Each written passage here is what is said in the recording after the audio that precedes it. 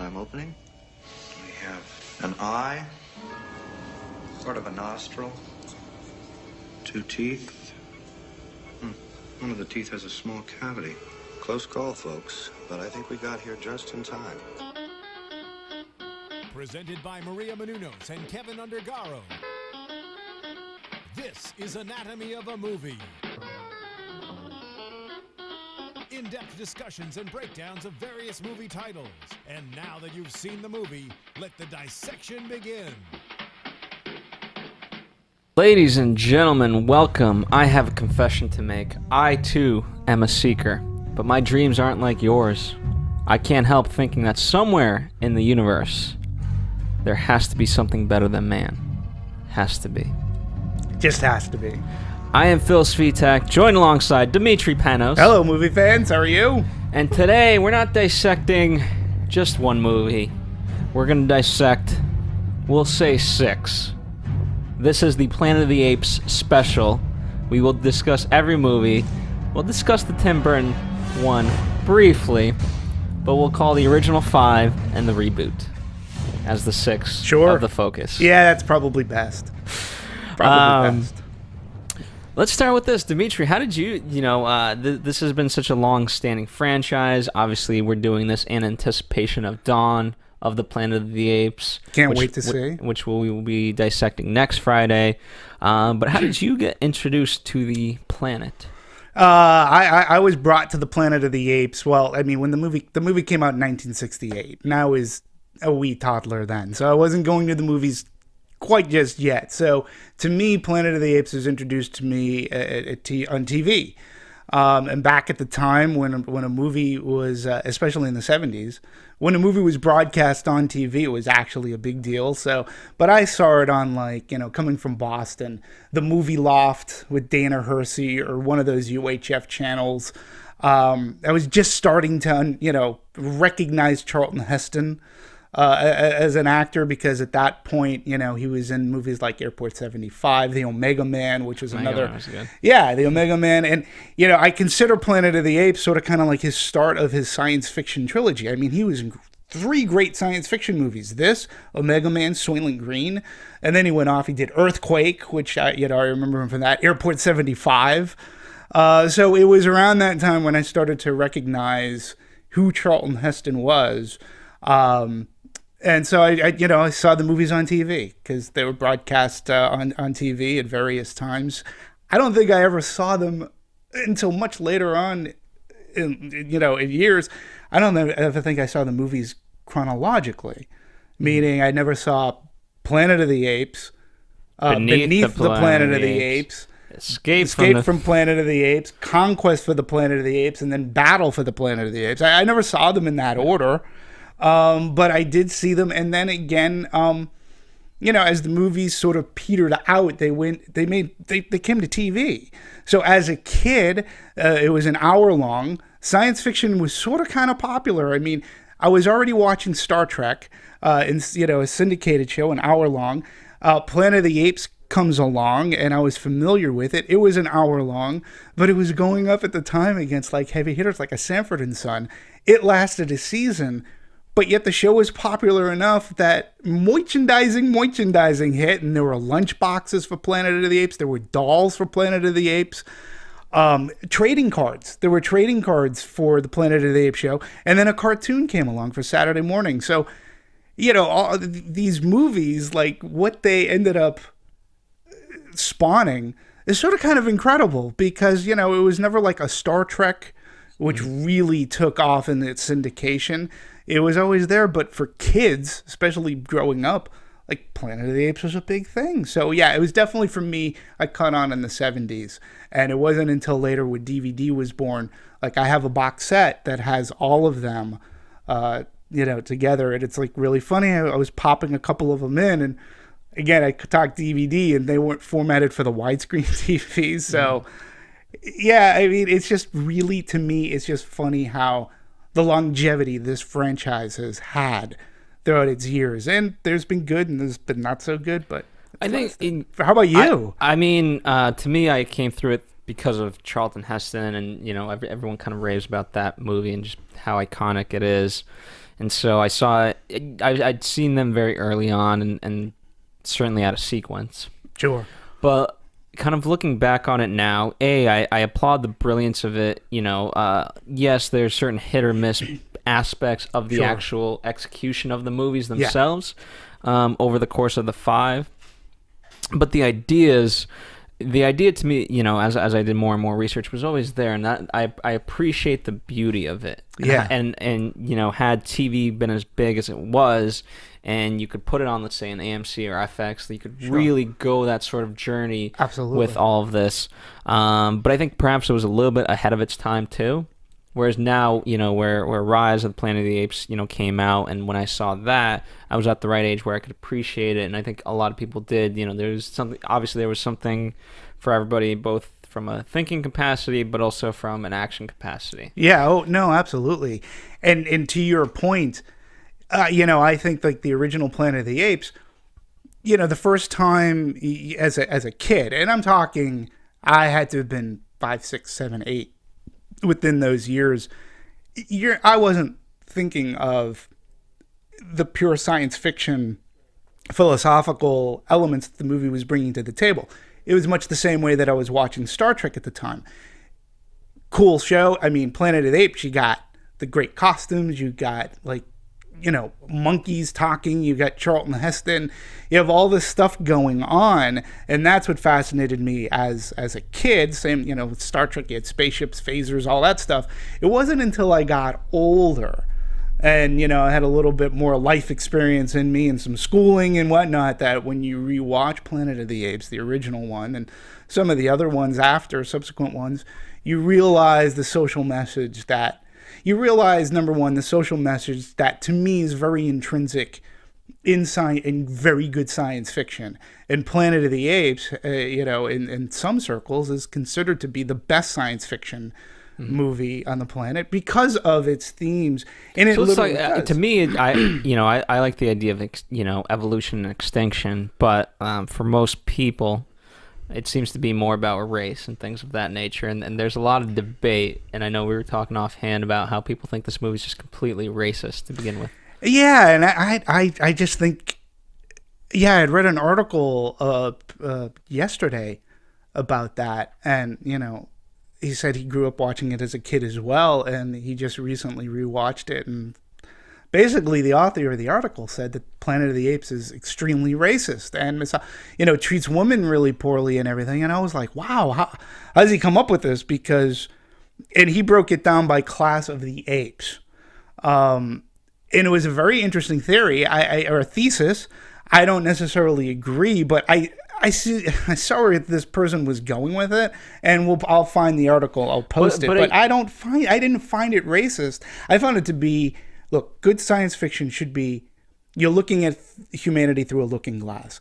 And what Planet of the Apes does great is it flips, we as humans look at, it flips the tables on us. Mm-hmm. And our pets or animals, and it's the treatment that we as humans may have given to another species, race, or whatnot, and how it turns those tables so that we look at things in a different light. That, to me, is part of the brilliance of the original Planet of the Apes, and even Conquest, for that matter. Well, again, and that's why I applaud, if you really look at, the series as a whole, to me, it comes back full circle because, the whole point is, you start with the apes enslaving. Mm-hmm. But then you go to a point where all of a sudden now the humans are enslaving apes, and then you go back to that rebellion, and then the only solution is a peace. Yeah. There's a way to do this, and I think that's the ultimate message. If you look at the 5 as the 5, but if you look at the individual movies, then perhaps I could see that. But there was always that notion of like, this isn't right. There's something off. Absolutely. And again, great science fiction shows that. Science fiction can show you things in a way that it's like a spoonful of sugar makes the medicine goes down. All right, so we have a fantastic movie like 12 Years a Slave. Okay, the movie is brutal. It's hard to it at times is hard to sit through. I think that we would all agree, for those who've seen it, it's a fantastic movie, but it's very brutal. A movie like A Planet of the Apes can take, I'm going to take a science fiction, and Star Trek did this very well as well. You could take a concept such as slavery and racism, and you can sort of kind of turn it around, and you make it. It's a thinking man's movie, and it makes it so that it makes people go, "Huh, wow, that's fascinating. Wow, okay, I get that message." And you hope that you can come out of it, and for someone who's intelligent, that's not going to look at it for just an action movie, they can come out of that and say, "Wow, look at the racism, the slavery. This is about slavery," but it doesn't portray the brutality of it. But a good science fiction should make you, in a sense, be introspective. So that's why, I think the Planet of the Apes, it is a great turn the tables on humanity. See how humanity has been stupid, so to speak. And I think there's a reason why Charlton Heston doesn't speak through a good chunk of Planet of the Apes, aside from the fact that he was very, very sick while filming it. But it's not until later when he talks, because at that point humans have become sort of kind of dumbified. They've been lobotomized, and when he speaks, that's a big deal to the apes. Much like when we find out that there are talking apes, that's a big deal to humanity. So it's a great mirror to put up. Absolutely. What would you say, let's take it back, and we'll take it a little bit lighter, and then we'll go into the more deeper subjects. Sure. But, for you, what was the, I think for most people, Beneath the Planet of the Apes was the one that kind of was in the series, not the best one. For me, it was more Battle of the last movie that came out. It's just, it's really weird too, because you figure you have Planet of the Apes, which was a hit. It did $34 million, which back in 1968. That's the huge. budget, no budget went over $6 million of the originals.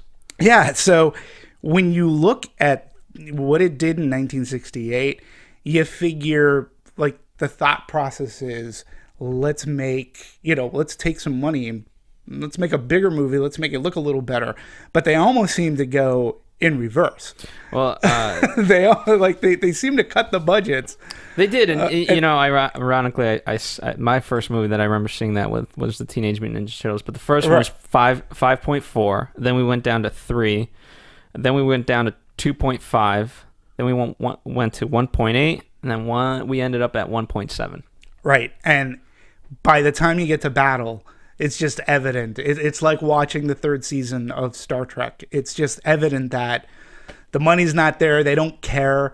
To me, that was the silliest. Beneath the Planet of the Apes, the concept was there. It just got so heady, so freaky. There was an underground.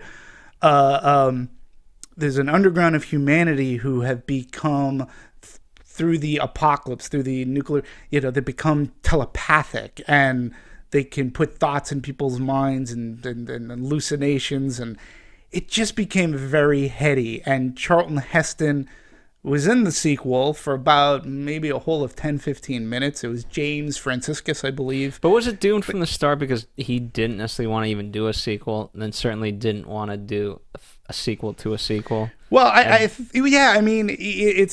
Beneath is very interesting. We were talking about this. The movie, Richard Zanuck was one of the producers of Planet of the, he was the head of Fox, who was going to release the movie, and he didn't want to do the original Planet of the Apes. He didn't want to release it, but thankfully, luckily, there was a small little movie, another science fiction movie called The Fantastic Voyage that had come out, and that convinced him that there is an audience for science fiction movies. So, to his good judgment, and thank you, Fantastic Voyage, because if Fantastic Voyage didn't happen, we may not have had Planet of the Apes, period. Fox gives the green light to do Planet of the Apes. So doing $32 million, that's a big deal. So they were going to go ahead and make a sequel. At the time, Rod Serling, who had a hand in writing the original Planet of the Apes, they felt that his vision of Planet of the Apes was going to be too costly. So they more or less scrapped it, and they gave it to another gentleman, Michael. Can't think of his last name right now. Not Michael Wilson. Let's see. I'll pull it up. They, yeah, I just can't find it right now. I apologize. It's, I don't know why it was like Michael. Michael Wilson. It was Michael Wilson. Okay. But then Michael Wilson was on the first one, and then credited is Paul Den for the second one. But what's interesting is that they went back to Rod Serling, and even the author of the book himself, Pierre Boulet, and they submitted screenplays for the sequel, and they just discarded them. And they Paul Den, who had written, he was a co-writer of Goldfinger for James Bond. They brought him on board and to do Beneath the Planet of the Apes. Well, as production was beginning, Zanuck is let go from Fox, and as a sort of kind of like an FU, he sort of kind of, before he leaves, he basically says, "Hey, I'm going to take, I brought this potential franchise in. It was, all right, I'm going to suggest that the new director, Ted Post, come in and we're going to end the movie with the planet blowing up and Heston being killed off and whatever." Heston at that point was more than happy to oblige. He didn't want to be dragged back for a third. And hence you get this really nihilistic ending for Beneath. I mean, literally, Heston presses the button and blows up the planet. And you don't think at that point, how are we going to get out? How are we going to write ourselves into a third? But they did they did what Hollywood does best. They wiped it away. It's unbeknownst to our audience. Cornelius and Zira are off, and they find Taylor's ship, and they blast off into space just as the planet is going to explode. But wait, a shockwave sends them back to present-day Earth, and hence we get Escape from the Planet of the Apes. So it's just, to me, again, you can only really do this in science fiction and or fantasy. It's just great how that little timeline and perpetuates a story, and it's in Escape that we get a little bit more of what happened to humanity, because up to that point we did believe that it was humanity that ruined Earth through nuclear war, and they're the ones who blasted it. But then we get the first glimpse of a virus that was let loose on Earth, which wipes out all cats and dogs. Cats and dogs only. So no fish, no cows, no monkeys, no tiger. Not. I wonder if it affected tigers. No elephants. All other cats and dogs specifically. All are what we have as pets. Or eradicated from the Earth. And I do find it interesting that with the new reboot, that it is actually Escape from the Planet of the Apes and Conquest that are the sort of kind of blueprints to Rise in this new movie that just comes out, Dawn of the Planet of the Apes. I think, smart. No, it is smart. And, obviously Escape did way better. Escape got a 78% on Rotten Tomatoes versus Conquest, which was 44. Beneath was 41. But my suggestion to any wannabe filmmaker, just take a good concept from a bad movie and just make a good movie. Dude, that's it. There's your success. I couldn't agree with you more on that. I've been saying, if you're going to remake a movie, don't remake a good movie. Go back to an old B movie or a movie that wasn't that great and remake it and make it better. Because it's a movie that not a lot of people saw. Yeah. And you're going to take this concept, you'll redo it and make a good movie out of it. There's so much to farm from, or mine from, and I couldn't agree with you more. Personally, I do think that Conquest, to me, Conquest is my second favorite. And I just recently watched Conquest as well, and the messages that one have, maybe not as profound as the original. None of the movies, to me, reach up to what the original Planet of the Apes, movie. I think everyone agrees. Right? But Conquest, probably to me anyways, had the most profound, it was the one that said, it was where Caesar came into control. It's where Caesar sees the brutality of humanity. And Caesar also learns that the apes can actually sort of kind of go down the same path. He's not going to let humanity get away, but if they continue to be brutal, they'll go the same path as humanity. And there is race mentioned in Conquest as well. And you had a good, Roddy McDowall. Roddy McDowall is the through line through these movies. And nobody's going to, to me, my first experience with Roddy McDowall was he was Acres in the Poseidon Adventure. And then, you see him in Planet of the Apes underneath all that makeup. And yeah, I mean, I don't think he's given enough credit. The performance that he was able to get through, whether it be from his eyes and or his expressions under that heavy makeup, I mean, he was really a great actor. Well, let's talk about that for a moment, because so much in the new one is given to, so much praise given to Andy Serkis. He's now the king of motion capture. Yeah. But as we were talking, obviously in these at least, they were real people. And it was all makeup, and in fact, that deterred a lot of actors from doing these parts, given that makeup. Yeah, it's really funny. We should talk about that because I think it's very important that in the process, as they're trying to sell the movie, nobody was buying the concept that you can make apes look realistic back in 1967 or 68 as they're trying to get this project off the ground. Charlton Heston incorporates, I believe it was his good friend, Edward G. Robinson. He gets him and Charlton Heston, that they went into full ape costume and makeup mode to sell the movie. And that is what, too, also got Zanuck's attention, that, okay, this can be done realistically. And Edward G. Robinson was slated to be in the movie, but he said, no, because I'm not going through that makeup process again. Nope. I thank you very much. I appreciate it. Good luck to you. So the other sad thing is, too, back in that time, there was no Academy Award for makeup and costuming, hair and makeup and things like that. So it never really got recognized outside of reviews and outside of audiences saying, oh my God, that's incredible. Look, it's amazing. And back in 1968, it truly was. I mean, because they were fully functional, it wasn't puppeteering.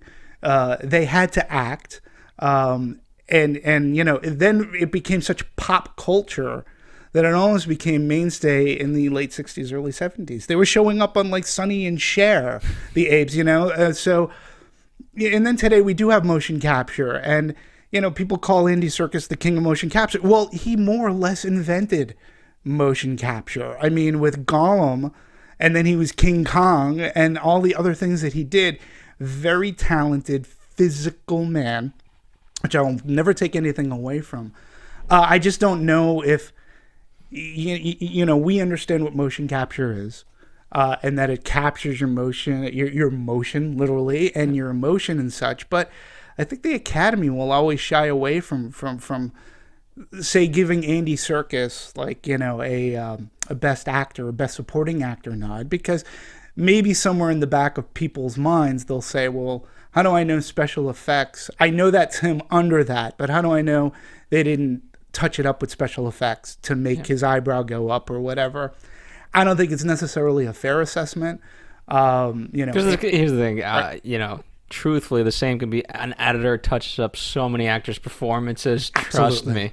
Absolutely. So Andy Serkis, yes, right now he's being credited as the man of motion capture, but who else is doing it? I mean, he's the one. And I wanted to bring that up only because, yes, I applaud him, and I love the new, Again, we're not going to talk about Tim Burton's, but Rise of the Planet of the Apes, to me, was absolutely fantastic, amazing, and I think, it finally, for me, hit a time, it's been waiting so long to finally find the right time, the right audience, and I think now it has. Now is the peak of Planet of the Apes, but there's something for me about it just being realistic. Yeah. Whereas, again, they made it so realistic and so fun in Rise of the Planet of the Apes, but, just putting people in costumes, to me, that's still the ultimate. Yeah, and it's... Just like even The Hobbit and The Lord of the Rings, they still go to that level, and it looks fun. Yeah, and I agree with you. I mean, it comes down to the performance and to the actor. And when you look at what Kim Hunter and Roddy McDowall brought to the table.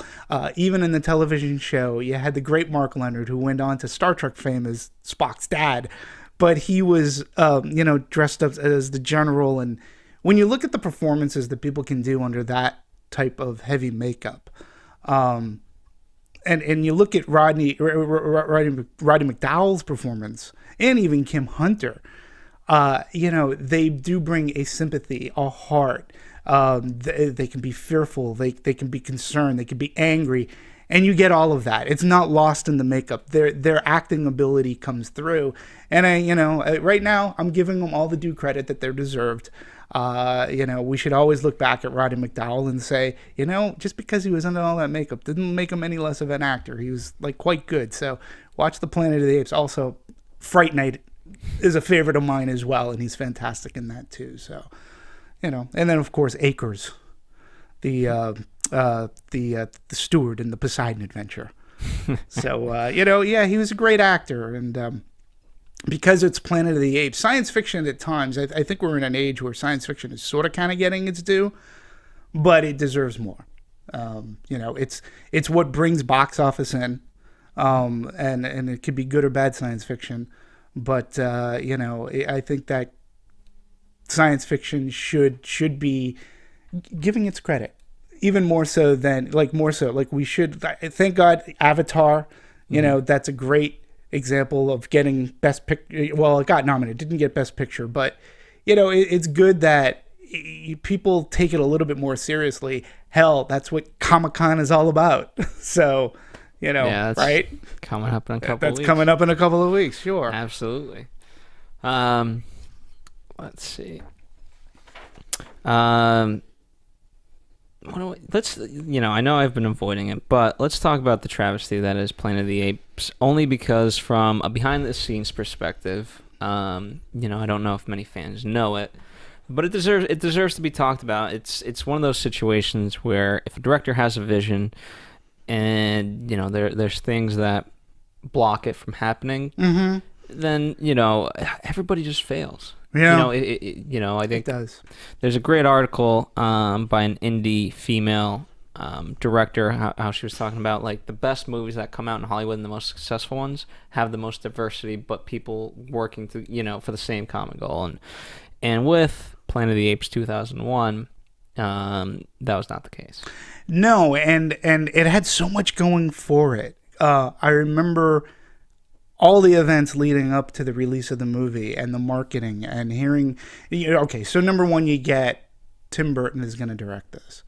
Tim Burton is definitely, I think we'd be in agreement. Everybody, Tim Burton is a man with vision, not just a vision, but vision.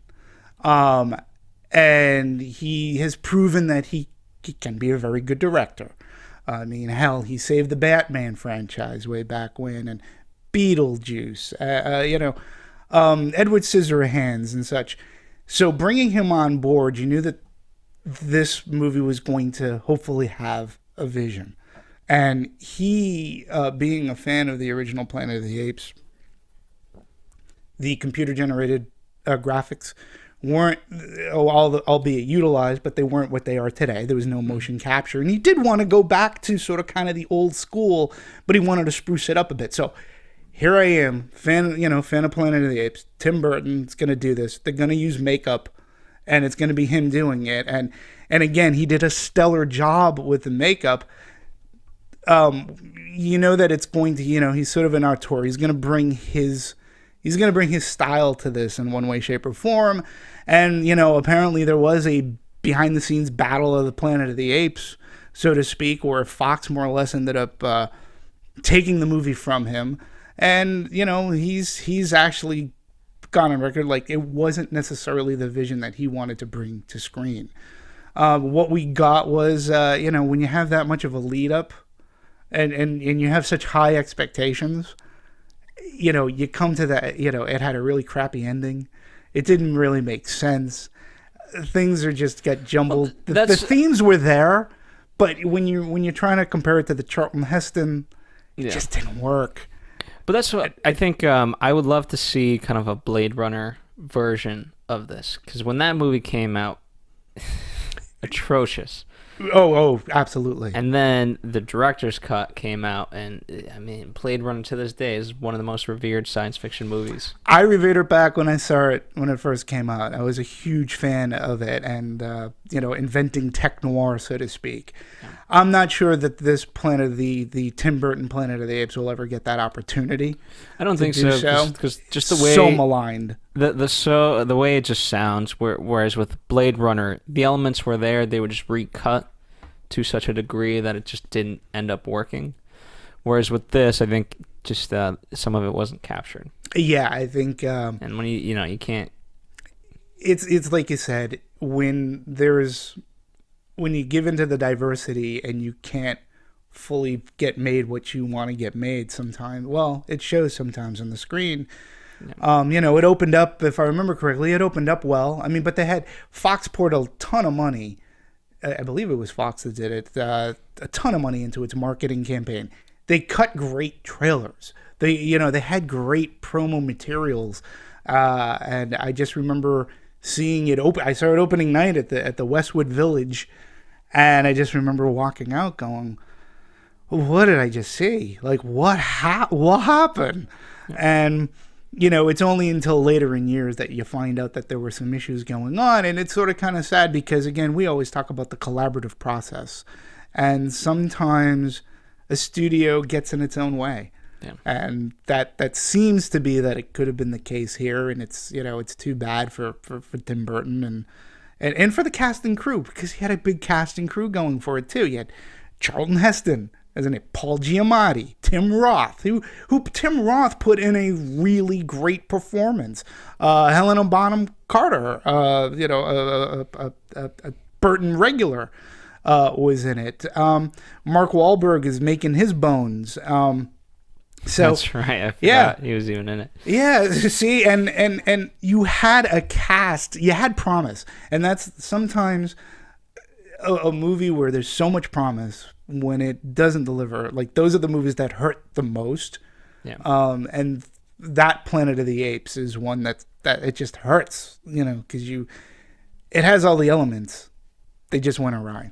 So, it's too bad. But Fox, you can't kick a good ape down. To their credit, they rework. And they said, hey, we can bring this back. It's been 10 years or so many years. Maybe people have forgotten about it. And again, now that the special effects and computer-generated graphics are up to this par, and once they've seen what Andy Serkis can do, it makes sense that we're going to go motion capture. We're going to make it more epic. And we're going to try to make a good story, sort of kind of throw back to the original series. And, but first and foremost, we'll try to make a good story. And the movie ended up being a hit. 54 million, I think. It did upon its opening weekend. It did all right. But critically, I think people went in going, okay, that was a little bit better than I thought. Yeah. And so it spawned a sequel for Dawn of the Planet of the Apes. And we're also getting a third. Yeah. We haven't even finished the opening weekend box office. Oh, no. We're getting a third. Yeah, so it's good that they have faith, and good that they shepherded this one to a good, let's call it maturity, where, they've seen the follies of other people's ways, yeah, and said, we can make a good. We have the elements, and you have the elements in Planet of the Apes. I thought Rise was okay. I didn't fall into the camp where I gave it the highest praise that a lot of people were. I thought it was fine.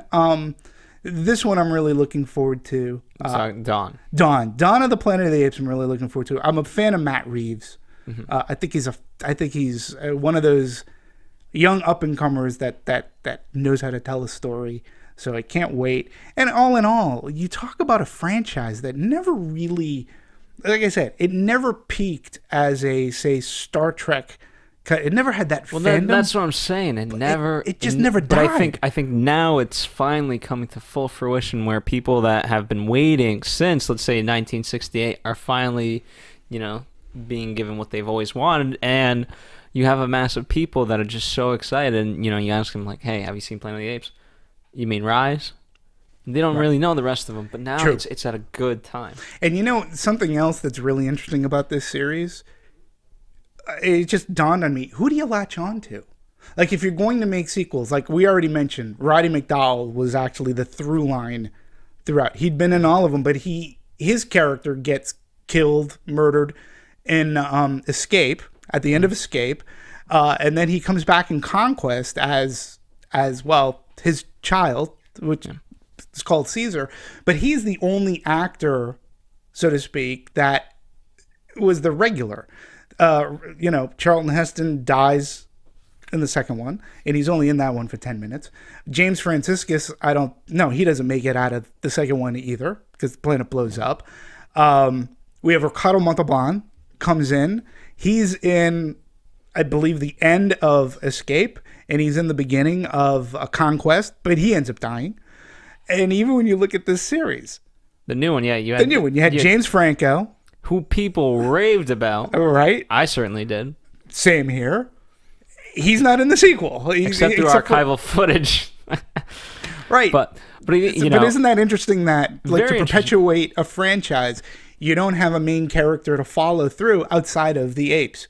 So the focus is on Caesar. It's gonna be well for now, but right. I mean, we can only skip. Again, for us, we know there was a midnight screening and all of that. We didn't happen to go to it, so we're talking, pre-dawn of the Planet of the Apes. So it'll be interesting to see where the third one goes, given how the second one is going to end. Yeah, and again, I'm looking forward to it. If Caesar is the complete through line, that'll be interesting.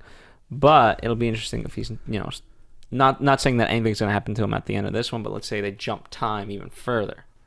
Yeah, who knows? I mean, it's just very like, when you look back at a franchise, it would be like, how do you continue to do Die Hard without John McClane? And it's always been proven that when you change something, it just never works. It rarely ever works. You can change, Batman has had a history of changing the actors who play Batman, James Bond as well. But yeah, better or worse. But I can't think of a franchise where they've just completely taken out the character that we've grown to know and love. But that's why it works in the sense, because just look at the marketing in general of Dawn of the Planet of the Apes. Oh yeah, apes on horses. And it just planet and apes. That's all you need, and that's why the title is so brilliant, because that's what gets people excited. It's not one particular ape or whatever. It's just this chaos. Yeah, and you said apes on horses, which I'll admit I was giddy, because they showed apes on horses was a big thing in the movies. I mean, that's how they netted the humans. Charlton Heston, they were on horses in the television series and the animated series. Which, all this stuff we should talk about a little bit, but that poster, the main poster, I hope you agree, that's actually one of the more original posters I have seen, and visually striking, to see the ape on the horse with the horse on its hind two legs, and he's holding the rifle. Yeah. And I'm like, that's not your typical, floating head poster or something. That was a good poster. And I'm and I'm getting apes on horses. They've always been there throughout the entire series, so that was really cool for me.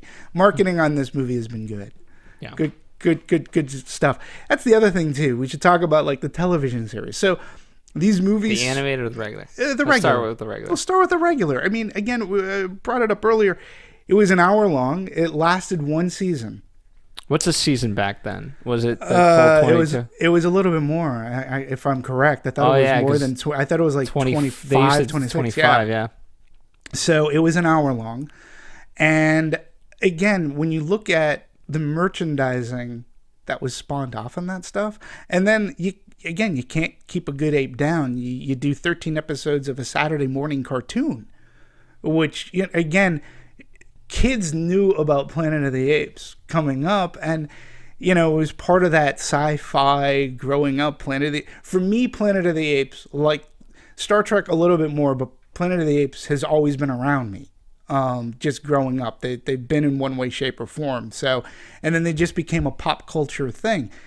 I can only name so they get one season. Well, also too, in terms of the pop culture, right? Star Trek has its own things, but when you just from the opening movie, when you have something as iconic as the Statue of Liberty, and I mean, how much more iconic do you need to get, especially obviously within America, to make it work? No, absolutely. And I think that was the brilliance of it. Yeah, and again, today, even till today, people quote the original Planet of the Apes. How many Whether times they know it or not, I don't know. But some do it without knowing. Get your paws off me, you damn dirty ape! Or those maniacs, they blew it up. They blew it up. Those maniacs, And there's just so much. Any geek movie, there's a great geek movie called Free Enterprise. Bunch of science fiction lovers, guys, and they go on a whole thing about Planet of the Apes.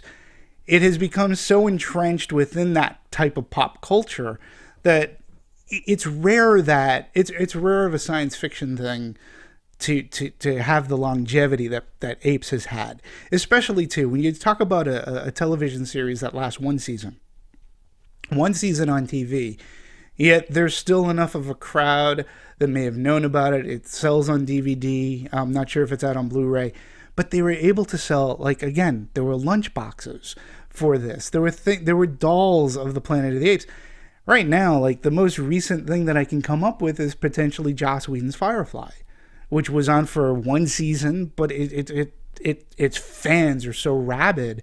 Maybe not, I'm not saying that Apes fans are as rabid as that, but when you talk about something that was on, and it didn't have the benefit of 6 movies or 5 movies prior, there's a reason why there's a longevity to Planet of the Apes. I think that it connects with people. Today we make it look flashy. There's a little bit more action. Another thing I appreciated about the original movie is that it's not predicated on its action.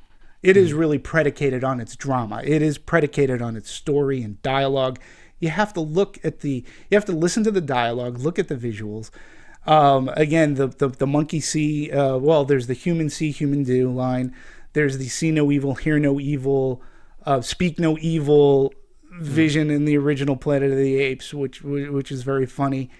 All these things. But even Rise, they really, ironically, they created a drama movie hidden behind action because Caesar and Franco, right? That was brilliant chemistry for a lot of the movie. Yeah, and then the action. At least the big stuff didn't come until the very end. Yeah, and I'm having a brain fart. Who is the gentleman that played Franco's dad? Do you remember? Because he too had some really great scenes with Caesar. And you're right. Franco is probably one of his better performances. I agree with you. And it's good that you can take time to gestate a good story. And there's good science fiction. John Lithgow. John Lithgow, that's right. He played the dad. Very sympathetic. And, and you're right, it built up the relationship. And there's good science fiction out there. We've had some already. I'm a big fan of Edge of Tomorrow. I think is a really good science fiction story that's predicated, has a lot of action. Rise, like you said, sort of kind of throws back to the original where it's not about the action. It's not about the special effects. Special effects are used as a tool to help move the story, but you have to empathize with somebody here. And they did a good job with the relationship of man and nature. Yeah, and then, just even from an animal perspective, so many animals suffer from separation anxiety. And for anyone who's had a pet, you can kind of know that because when they're separated, obviously, and then when finally Caesar just takes over, all the cages. It's a great scene. Yeah, it's just you cheer for it. Yeah, because it's so well deserved, but because of that tension and just going, how much James Franco's character wanted to protect them, and he's jumping around in the neighborhood on the trees. They're so perfectly aligned, but it's like, hey, you can't do that, otherwise you're gonna get taken away, and he is taken away. Right. So yeah, and again, looking at it again, using science fiction as a looking glass. There are tons of movies that we can call man versus nature. Jaws is a perfect example of that. Planet of the Apes sort of kind of turns those tables where it's nature versus man. It's man that is the monster, in the Planet of the Apes movies. It's man that's shown as being bigoted and racist, if you want, and just being cruel to other sentient beings, because that's what happens. I mean, they become sentient beings, and man, out of his own fear of losing his place in the world, just becomes cruel and uses violence to try to make its point. That's what I like about Planet of the Apes, is how it really turns those tables around. Yeah. So I call it nature versus man movie, because we're no good. We don't always tend to be. We don't always tend to be. So especially now, more now. Yeah, it comes at a good time. Yeah, and we're good. We're all good here at Anatomy of a Movie and the crew. But I think that's what makes a really good science fiction, when you can look at the humanistic aspects of it, and it brings up a good philosophy, or it makes you just look at humanity in a different light. It should be the struggle for humanity, and this Dawn seems to have it in Jason Clarke, I believe that actor's name is. If he's the character we're going to follow, that perhaps, he seems to show the good side of humanity. So yeah, we'll see what happens. And that's what I like, in terms of that, for the most part, all of these movies, everyone's close to that. They have goodness within them. So it's not like, that's what I like. No one's purely evil, but they've just kind of gotten away from that. And, it's easy to forget. And it takes a lot of reminding to go to that, but there is that hope. Yeah, and you just have to fight for that. And sometimes people just suck. Like, when you look at the Tom Felton character of Harry Potter Harry Potter fame, he was just a dick, like taunting the apes, but we've gone through life where we've heard of stories of how people abuse animals. There are animal shelters for a main reason, and it's because owners either abuse, abandon, or treat their pets. And I think we can look at it from a PETA standpoint, or for cruelty to animals. But as evil as he was, again, it was in many ways a learned behavior. And True. And there's I think the movie's not beyond saying that he can still unlearn that behavior. But it's just problematic, because everyone goes to that. The apes went to their first reaction. He went to their first reaction of okay, violence and anger. Yeah. Instead,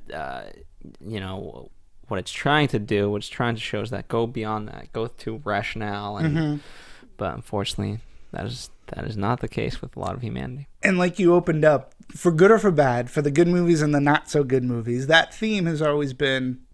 That theme has been there, like, sort of kind of throughout. Another reason why I love the original too is the Taylor character is, he does not have much faith in humanity to begin with. He's plunked into the situation. He's like, oh, holy shit, what happened? Where am I? How did we become, how are we not the apex people on this planet? And then he turns into the fighter of humanity. And then the classic Rod Serling, ending is, it was humanity that brought them to that path. And his realization of that is so, it's so damaging to him. He's like, you maniacs. He goes, you did. He goes, oh, because he starts off the movie saying, I hope there's somebody out there better than man, because we don't seem to be going in a good place and whatnot. And I just that's what, that ending is so iconic, and that was one of the only things that they've kept from the Rod Serling script, was that twist ending, which we wouldn't expect anything less from the gentleman. So I would like to see his vision, actually, and I think online you can get his actual script. I would have liked to have seen like his vision turned into a movie.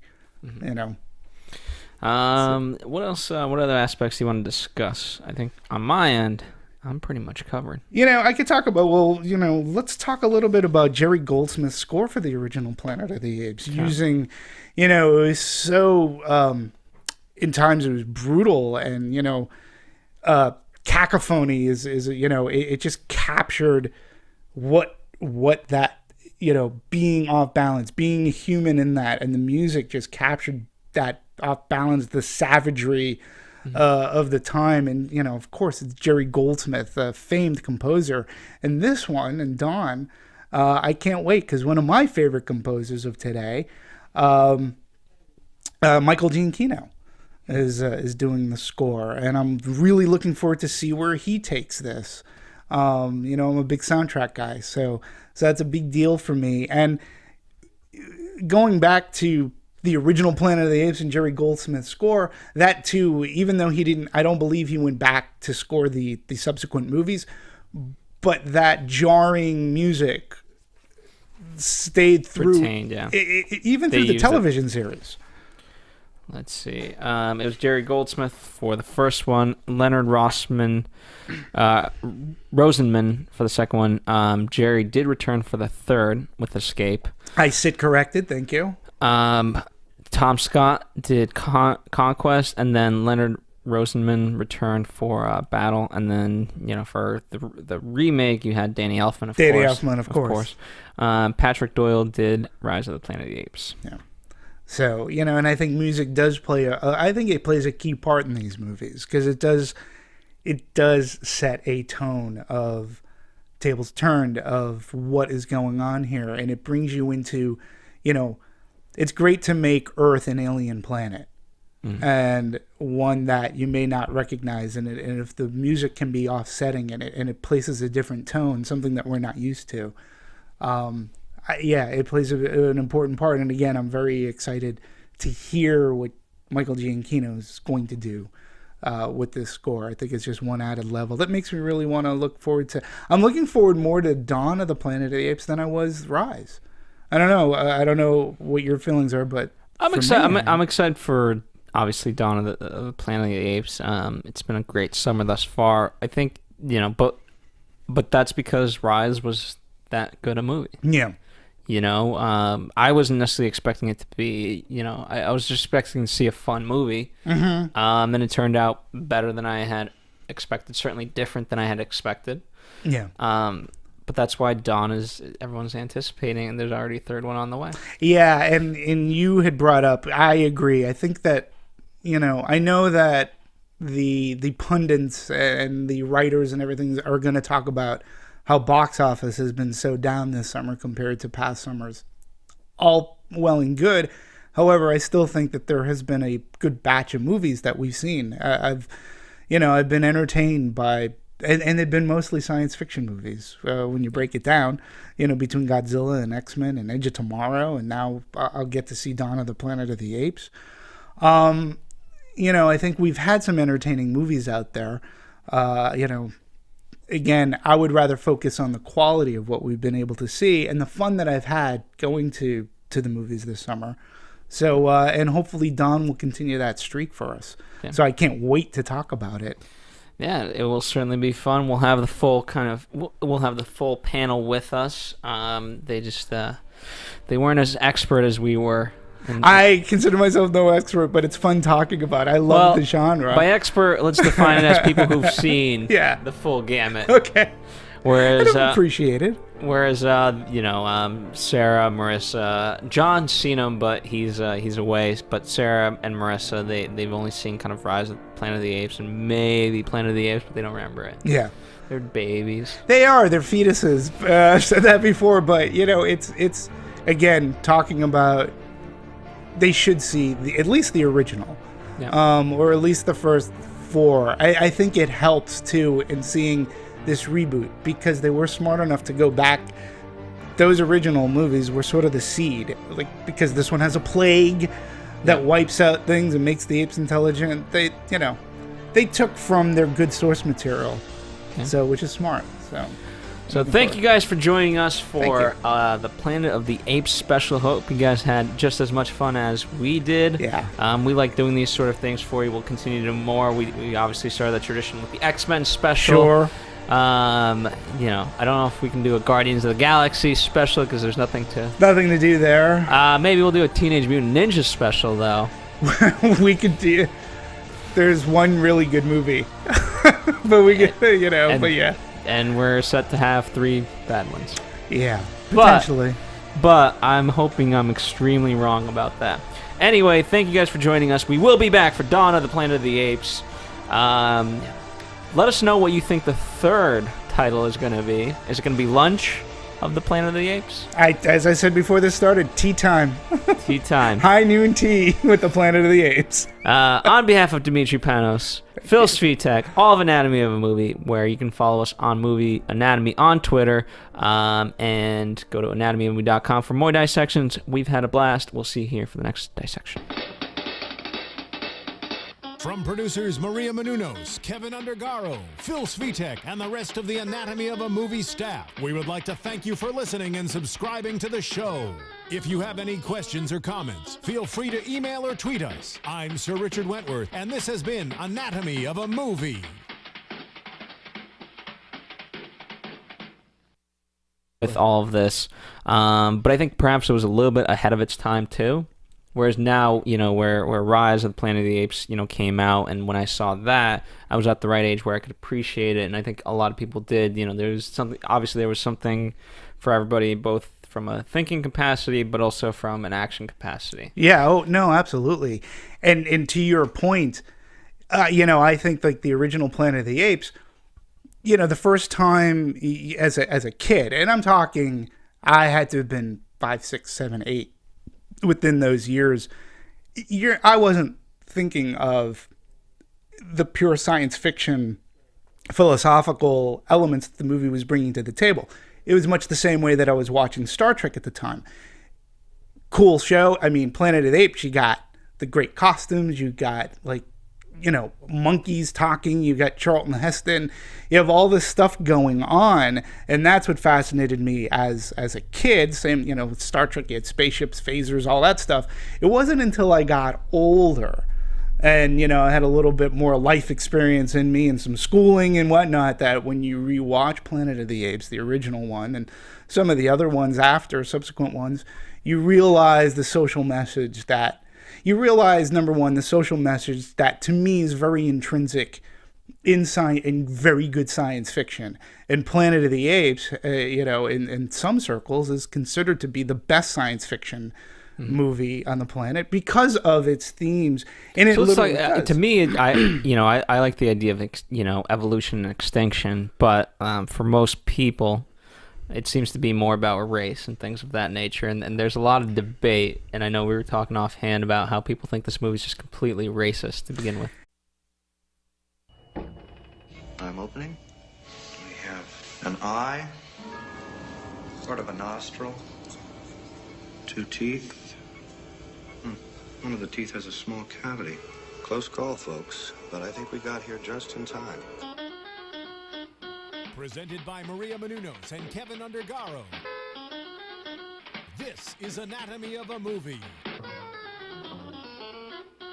In-depth discussions and breakdowns of various movie titles. And now that you've seen the movie, let the dissection begin.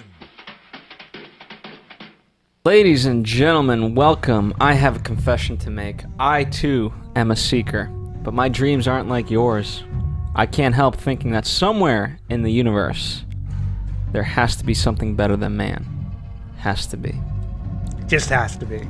I am Phil Svitek, joined alongside Dimitri Panos. Hello, movie fans. How are you? And today, we're not dissecting just one movie. We're going to dissect, we'll say 6. This is the Planet of the Apes special. We will discuss every movie. We'll discuss the Tim Burton one briefly, but we'll call the original 5 and the reboot as the 6 of the focus. Yeah, that's probably best. Best. Let's start with this. Dimitri, how did you, this has been such a long-standing franchise. Obviously, we're doing this in anticipation of Dawn of the Planet of the Apes. Can't wait to see. Which we will be dissecting next Friday. But how did you get introduced to the planet? I was brought to the Planet of the Apes. Well, I mean, when the movie came out in 1968, and I was a wee toddler then, so I wasn't going to the movies quite just yet. So, yeah, and I just think, yeah, I'd read an article yesterday about that, and he said he grew up watching it as a kid as well, and he just recently rewatched it and basically the author of the article said that Planet of the Apes is extremely racist and treats women really poorly and everything. And I was like, wow, how does he come up with this? And he broke it down by class of the apes. And it was a very interesting theory, or a thesis. I don't necessarily agree, but I saw where this person was going with it, and I'll find the article, I'll post it. But I didn't find it racist. I found it to be, look, good science fiction should be, you're looking at humanity through a looking glass. And what Planet of the Apes does great is it flips, we as humans look at, it flips the tables on us. Mm-hmm. And our pets or animals, and it's the treatment that we as humans may have given to another species, race, or whatnot, and how it turns those tables so that we look at things in a different light. That, to me, is part of the brilliance of the original Planet of the Apes, and even Conquest, for that matter. Well, again, and that's why I applaud, if you really look at, the series as a whole, to me, it comes back full circle because, the whole point is, you start with the apes enslaving. Mm-hmm. But then you go to a point where all of a sudden now the humans are enslaving apes, and then you go back to that rebellion, and then the only solution is a peace. Yeah. There's a way to do this, and I think that's the ultimate message. If you look at the the five as the five, but if you look at the individual movies, then perhaps I could see that. But there was always that notion of like, this isn't right. There's something off. Absolutely. And again, season. But yet the show was popular enough that merchandising hit, and there were lunch boxes for Planet of the Apes. There were dolls for Planet of the Apes. Trading cards. There were trading cards for the Planet of the Apes show. And then a cartoon came along for Saturday morning. So, all these movies, like what they ended up spawning is sort of kind of incredible because, it was never like a Star Trek, which really took off in its syndication. It was always there, but for kids, especially growing up, like Planet of the Apes was a big thing. So yeah, it was definitely, for me, I caught on in the 70s. And it wasn't until later when DVD was born.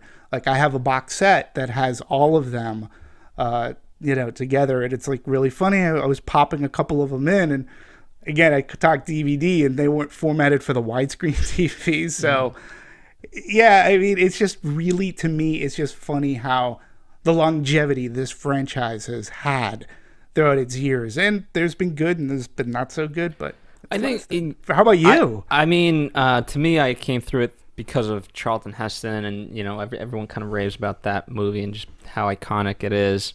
And so I saw it. I'd seen them very early on, and certainly out of sequence. Sure.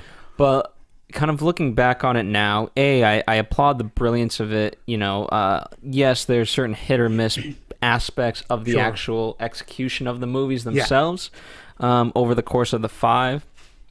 But the idea to me, as I did more and more research, was always there, and that I appreciate the beauty of it. Yeah. And had TV been as big as it was, and you could put it on, let's say, an AMC or FX, you could really go that sort of journey. Absolutely. To me, Planet of the Apes was introduced to me on TV. And back at the time when a movie was, especially in the 70s, when a movie was broadcast on TV, it was actually a big deal. So, but I saw it on coming from Boston, the Movie Loft with Dana Hersey or one of those UHF channels. I was just starting to, recognize Charlton Heston as an actor, because at that point, he was in movies like Airport 75, The Omega Man, which was another. Was good. Yeah, The Omega Man. And, I consider Planet of the Apes sort of kind of like his start of his science fiction trilogy. I mean, he was in 3 great science fiction movies. This, Omega Man, Soylent Green. And then he went off, he did Earthquake, which, I remember him from that. Airport 75. So it was around that time when I started to recognize who Charlton Heston was. And so I saw the movies on TV because they were broadcast on TV at various times. I don't think I ever saw them until much later on in years. I don't ever think I saw the movies chronologically, meaning I never saw Planet of the Apes, Beneath the Planet of the Apes, Escape from Planet of the Apes, Conquest for the Planet of the Apes, and then Battle for the Planet of the Apes. I never saw them in that order, but I did see them. And then again, as the movies sort of petered out, they came to TV. So as a kid, it was an hour long. Science fiction was sort of kind of popular. I mean, I was already watching Star Trek, a syndicated show, an hour long. Planet of the Apes comes along, and I was familiar with it. It was an hour long, but it was going up at the time against like heavy hitters like a Sanford and Son. It lasted